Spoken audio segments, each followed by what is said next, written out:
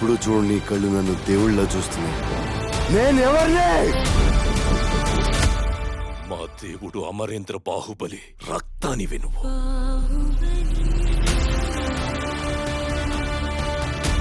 నా ఇద్దరు బిడ్డలకి ఈ సింహాసనంపై సమాన హక్కుంది.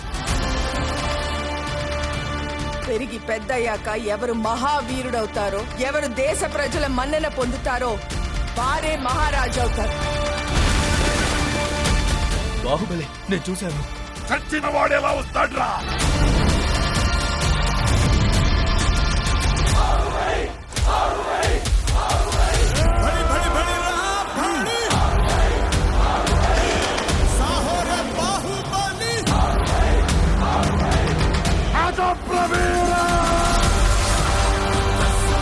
మన గుండె ధైర్యం కన్నా శత్రు బలగం పెద్దది అనుకోవడం మరణం.